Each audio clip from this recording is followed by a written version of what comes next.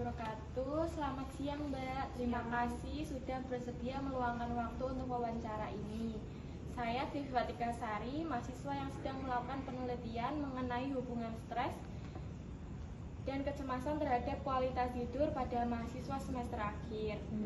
Sebelum kita mulai, saya ingin menegaskan bahwa semua informasi yang Anda sampaikan akan dijaga kerahasiaannya ya, dan hanya digunakan untuk keperluan penelitian. Apakah Anda bersedia melanjutkan wawancara ini? Ya, bersedia. Baik. Sebelumnya dengan Mbak siapa ya? Mbak Ani. Baik, terima kasih Mbak. Saya mulai dengan beberapa pertanyaan ya. Untuk pertanyaan pertama, apa saja hal yang paling membuat Anda stres selama menjadi mahasiswa semester akhir? Yang paling utama itu tugas akhir, terutama skripsi. Saya merasa terbebani karena tenggat waktu. Kadang sulit konsultasi sama dosen pembimbing dan tekanan dari keluarga juga cukup besar. Biasanya bagaimana Anda merespon atau menghadapi stres tersebut? Awalnya saya coba fokus dan buat jadwal, tapi kalau udah terlalu banyak tekanan, saya suka malah menunda-nunda. Kadang saya malah main HP terus atau tidur-tiduran biar nggak kepikiran, tapi itu jadi memperburuk semuanya.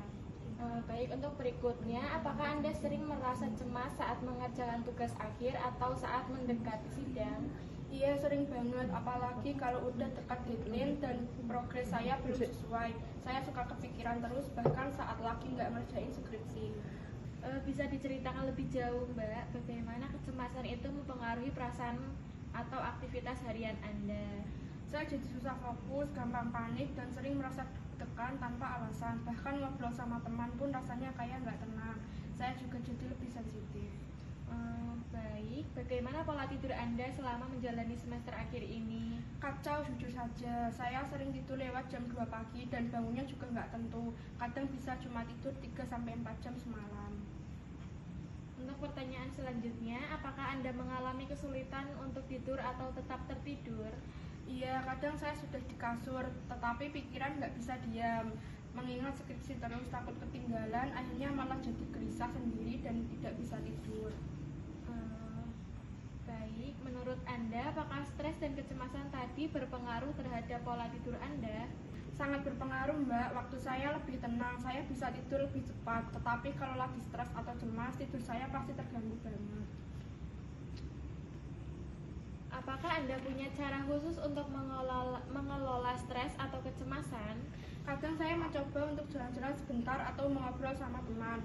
Kalau udah parah banget, saya nulis di jurnal atau dengan musik, tapi nggak selalu berhasil sih.